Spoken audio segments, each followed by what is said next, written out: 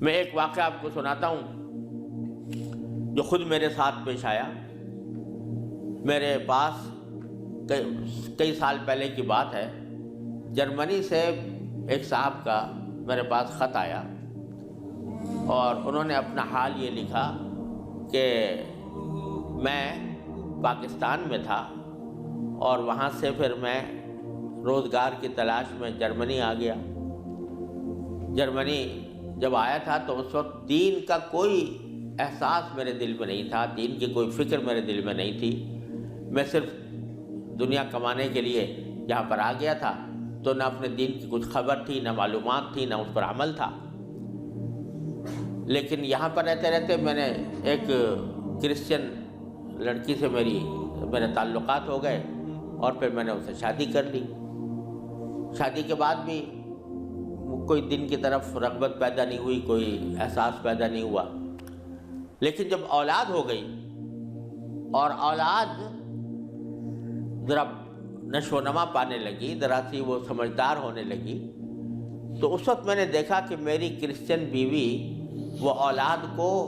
Christianity پڑھا رہی ہے اور کرسچینٹی کی تعلیم دے رہی ہے۔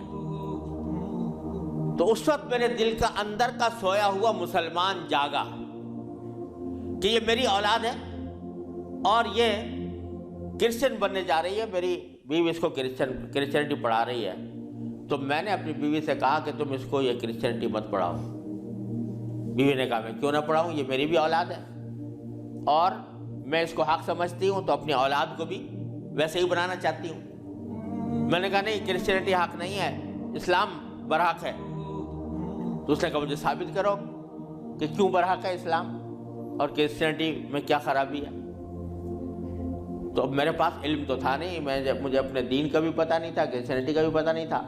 لہذا جب وہ بات کرتی تو میں اس کا جواب دینے کے لیے کی پوزیشن میں نہیں تھا، اس کے سوالات کا جواب نہیں دے سکتا تھا، اس کے اعتراضات کا جواب نہیں دے سکتا تھا۔ تو میں اس مشکل میں ہوں کہ میری اولاد وہ میری بیوی کی تعلیم و تربیت کے نتیجے میں کرسچن بننے جا رہی ہے اور میرے دل پر آرے چل رہے ہیں، میں کچھ کر نہیں سکتا۔ تو آپ مجھے کوئی طریقہ بتائیے۔ یہ خط میرے پاس آیا تو میں نے اللہ تبارک و تعالیٰ سے دعا کی کہ اللہ کوئی ایسی تدبیر اس دل میں ڈال دیجیے کہ جس سے اس بیچارے مسلمان کی مشکل حل ہو۔ تو میں نے اس کو لکھا کہ ایک تو میری کتاب ہے واٹ از کرسچینٹی کے نام سے، جس میں کرسچینٹی کے بارے میں تفصیل ہے، تو وہ کتاب میں نے بھیجی اور ساتھ میں اس سے کہا کہ آپ اپنی بیوی سے بحث کرنا بند کر دیں، کیونکہ بحث کرنے سے کچھ فائدہ نہیں ہوگا،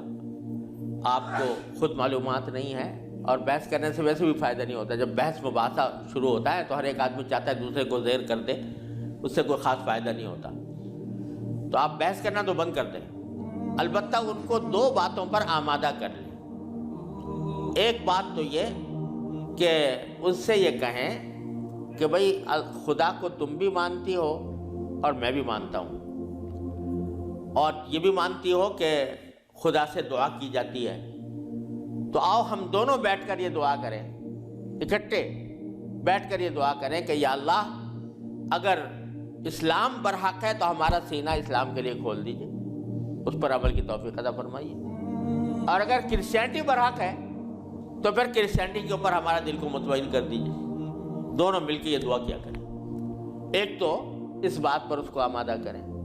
دوسرے اس بات پر آمادہ کریں میں کتاب بھیج رہا ہوں کہ وہ کتاب کا مطالعہ کر لیں۔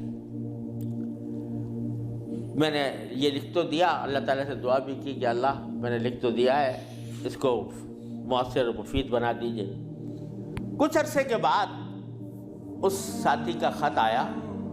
اس نے لکھا کہ الحمدللہ میری بیوی نے آپ کی دونوں باتیں تو مان لی ہیں اور کہا کہ یہ دعا بھی کروں گی اور یہ کتاب بھی پڑھوں گی، لیکن ابھی کوئی فرق نہیں آیا، معاملہ یوں کا توں ہے۔ تو میں نے پھر ان کو خط لکھا کہ آپ گھبرائیں نہیں اور اس عمل کو جاری رکھیں، دعا کرتے رہیں، تو گھبرائیں نہیں۔ اس کے کچھ عرصے کے بعد ان کا خط آیا میرے پاس، اس میں انہوں نے لکھا کہ عجیب و غریب واقعہ ہو گیا وہ یہ کہ میری بیوی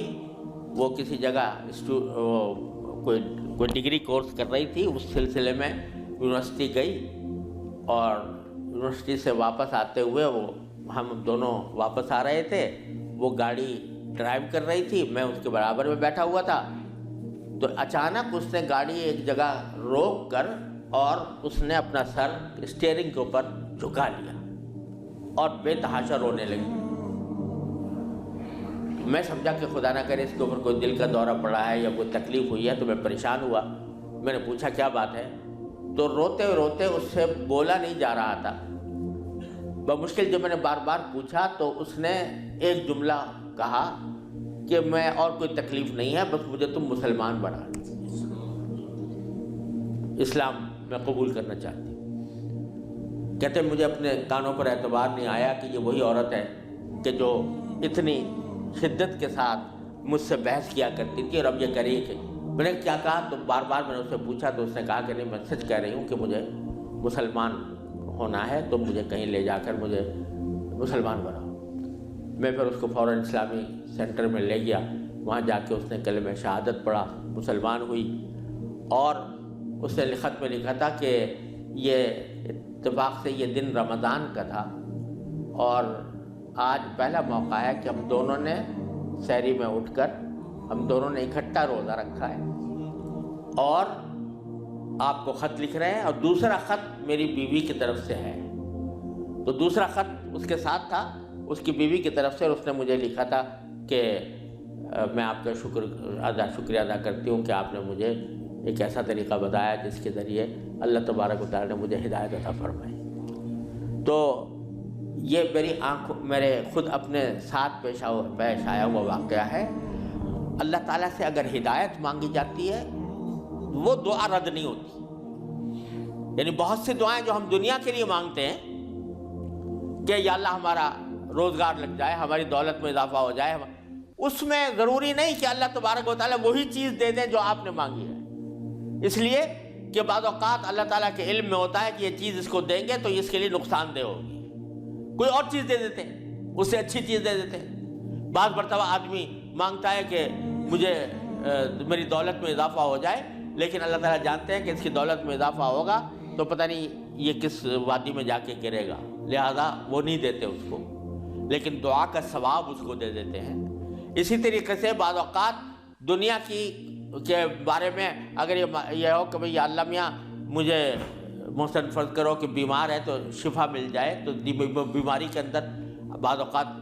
اللہ تعالیٰ جانتے ہیں کہ اس کا بیمار رہنا ہی اس کے حق میں زیادہ فائدہ مند ہے، تو وہ بعینی ہی وہ چیز نہیں دیتے لیکن اس سے اچھی چیز عطا فرما دیتے ہیں۔ یہ اللہ تبارک و تعالیٰ کی سنت ہے دنیاوی چیزوں کے بارے میں۔ لیکن اگر کوئی ہدایت مانگے سچے دل سے، یا اللہ مجھے ہدایت دے دے، یا اللہ مجھے سیدھے راستے پر چلنے کی توفیق دے دے، یا اللہ میری اولاد کو سیدھے راستے پر چلنے کی توفیق دے دے، تو یہ دعا رد نہیں ہوتی، اور یہ دعا ضرور قبول ہوتی ہے بشرطے کہ مانگنے والا ہو، سچے دل سے مانگے، خشوع کے ساتھ مانگے، اللہ تعالیٰ سے مانگنے کے انداز میں مانگے، تو اللہ تبارک و تعالیٰ وہ دعا رد نہیں فرماتے۔ بلکہ میرے شیخ حضرت عارفی رحمۃ اللہ علیہ فرمایا کرتے تھے کہ اپنے اللہ میاں سے جب کوئی مانگو تو مچل کر مانگا کرو، یعنی اپنے اللہ میاں سے باتیں کیا کرو، کہہ دیا کرو یا اللہ یا تو مجھے ہدایت دے دیجئے ورنہ آخرت میں مجھ سے مواخذہ نہ فرمائیے گا، یا تو مجھے ہدایت دے دیجئے، گناہوں سے بچا لیجئے، اپنی نافرمانیوں سے بچا لیجئے، یا پھر آخرت میں میری گرفت نہ فرمائیے گا۔ تو بندہ جب اس طرح مانگتا ہے تو اللہ تبارک و تعالیٰ ضرور عطا فرماتا ہے، ہدایت ملتی ہے، اور ساتھ ساتھ یہ کہ وہاں پر آپ کے لیے ایک عذر ہو جاتا ہے کہ یا اللہ میں نے تو آپ سے مانگا تھا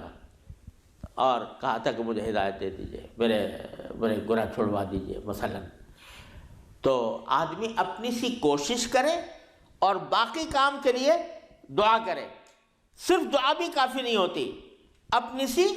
کوشش بھی ضروری ہے۔ جیسے میں نے وہ یہ مثال دی تھی تو میں نے ساتھ میں اس کو کتاب بھی دی تھی، ایسا نہیں کہ صرف دعا ہی پر اکتفا کرے بلکہ تھوڑا سا طلب اس کے اندر پیدا ہو، کہ طلب بھی ہو، طلب ہو اور اس طلب کے لیے کوئی عملی اقدام اپنا سا کرے، اس کے بعد اللہ تعالیٰ سے مانگے تو اللہ تعالیٰ رد نہیں فرماتے۔ حضرت مولانا رومی رحمۃ اللہ علیہ فرماتے ہیں، مثنوی والے مولانا رومی فرماتے ہیں کہ دیکھو حضرت یوسف علیہ السلام کا واقعہ دیکھو کہ ان کو جب زلیخا نے ورغلایا، گناہ کے اوپر آمادہ کرنے کی کوشش کی، تو قرآن کریم میں ہے کہ اس سے پہلے اس نے سارے دروازوں پر تالے ڈال دیے تھے، غلقت الابواب، سارے دروازوں پر تالے ڈال دیے تھے، اور پھر حضرت یوسف علیہ السلام کو بہکایا، ورغلایا۔ تو حضرت یوسف علیہ السلام آنکھوں سے دیکھ رہے تھے کہ سامنے دروازوں پر تالے پڑے ہوئے ہیں، نکلنے کا راستہ نہیں ہے، لیکن انہوں نے یہ سوچا کہ میرے بس میں اتنا ہے کہ دروازے تک چلا جاؤں، بھاگ گئے، تو بھاگ گئے، دروازے تک پہنچ گئے، اور وہاں جا کے مانگا اللہ تعالیٰ سے کہ یا اللہ یہاں تک پہنچنا تو میرا کام تھا، آگے دروازے سے باہر نکالنا اور اس گناہ سے مجھے بچانا آپ کا کام ہے۔ تو نتیجہ یہ ہوا کہ دروازے کے تالے ٹوٹ گئے اور داخل۔ تو مولانا رومی فرماتے ہیں کہ گرچہ رکھنا نیست عالم را پدید، خیرہ یوسف وار می باید دوید، اگرچہ تمہیں اس دنیا کے اندر تمہیں کوئی راستہ نظر نہیں آ رہا، گناہوں سے بچنے کا، اللہ تبارک و تعالیٰ کی نافرمانی سے بچنے کا ماحول ایسا ہے، اس سے نکلنے کا راستہ نظر نہیں آیا، لیکن خیرہ یوسف وار می باید دوید، جس طرح یوسف علیہ السلام دروازے اپنے حد تک جتنا کر سکتے تھے اس کے لیے دروازے تک دوڑ گئے، اس طرح تم بھی دوڑ جاؤ اور پھر اللہ تبارک و تعالیٰ سے مانگو، تو اللہ تبارک و تعالیٰ انشاءاللہ رد نہیں فرمائیں گے۔ اس لیے میں عرض کرتا ہوں کہ اپنے معمولات میں، روز مرہ کے معمولات میں یہ بات شامل کریں کہ رات کو سونے سے پہلے اللہ تبارک و تعالیٰ کی بارگاہ میں اپنی بھی اور اپنی اولاد کی بھی، اپنے گھر والوں کی بھی ہدایت کی دعا فرمائیں۔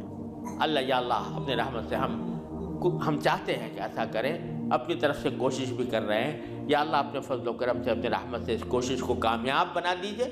اور ہمارے دلوں کو پھیر دیجئے۔ قرآن کریم حضور اقدس صلی اللہ علیہ وسلم دعا تلقین فرمائی، یا مصرف القلوب صرف قلوبنا علی طاعتک، اے وہ ذات جو دلوں کو پھیرنے والی ہے، اے اللہ ہمارے دلوں کو اپنی طاعت کی طرف پھیر دیجئے، اپنی اطاعت کی طرف پھیر دیجئے۔ یہ دعا سرکار دو عالم صلی اللہ علیہ وسلم تلقین فرمائی۔